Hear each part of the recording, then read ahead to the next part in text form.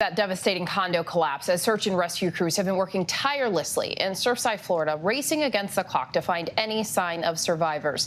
At least 16 people are now confirmed dead, 147 still unaccounted for. Survivor Raisa Rodriguez was asleep in her apartment at Champlain Towers South when the building began shaking in the early hours of Thursday morning. She says she saw a plume of white smoke and was eventually rescued from a balcony. And we want to play a voicemail message from Raisa, who called her brother during the building collapse. Let's listen to that. Oh my God! The whole site is moving on. Chicos, no nos vamos. Espérate, tengo que ver las escaleras.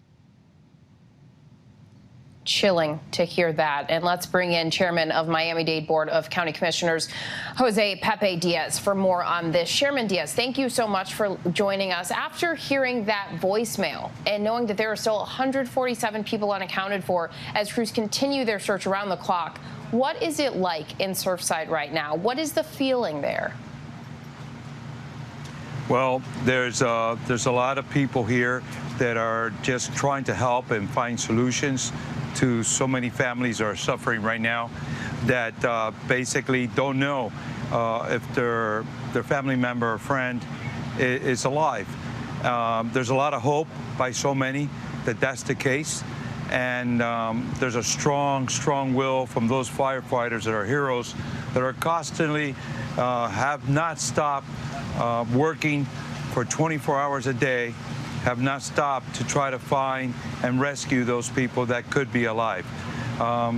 There is a lot of sense of sorrow at the same time, a lot of people for those that the 16 victims already that have been found. Is very sad. The families are very distraught, most of them, and others have a lot of faith and have a lot of will that with God's help they'll find their loved ones alive again. So much sorrow there, yet so much hope that there will be others found alive. And the process of verifying the names of who's accounted for, who is unaccounted for, that is a tedious process. What is that effort like, trying to identify the victims and search for their families and make sure that there aren't duplicate names on missing lists?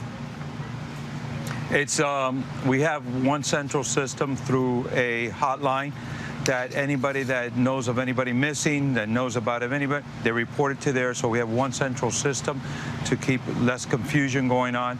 And then at the same time, as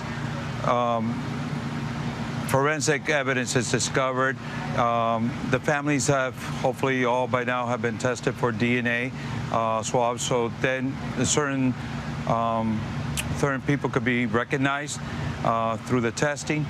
And that is something that's taken a process that the police is doing. This is on their side. They're working diligently too. They're being incredible. Everybody's very professional, very humane. Everybody is very calm in the way they do things. And once again, very, very respectful. And when they need to contact somebody, they go and try to meet with a person in person, or they do meet with a person in person, the family. And they discuss the issue with them upon the time that they have to say that their loved one is no longer here with us. And that must be a gut-wrenching job for them to undertake. Chairman Diaz, we know that local officials there are keeping an eye on two weather systems. We saw the rain falling earlier as we checked in on a news conference this morning. How much will the severe weather impact the search? And realistically, how dangerous could it get? What plans are in place to handle the weather? Once again, the pros are the firefighters. They're the ones that are in there. We have the best teams in the world, starting from our own Task Force 1 that is local here. And the weather has affected nonstop. And as you know, there was a fire before, and you know the wind in itself was hard. Every type of hardship that could be applied to this disaster as far as rescue has just happened. So the firefighters are very, very involved in numbers. They're going from the top, from the sides, from the bottom. Every angle they could deal with this, they are. These guys are real heroes, and these ladies also. They are putting their own lives on the line to make sure that they could rescue others. it is very dangerous under there, especially with these conditions. So, you know, and we are looking at 2 weather systems that could possibly head in our direction. We're on top of every angle of this. Myself and my colleagues have been here nonstop, in and out, and mostly supporting the mayor and the administration and everybody involved in every angle possible. Our real job starts after all this is pretty much over with, and with legislations and things that we have to look once we know what really occurred here. Chairman, there is no doubt that those crews out there are absolutely heroes. Real quick before we let you go, with so much of the country and so much of the world watching what's happening there, what can viewers do to help the community of Surfside?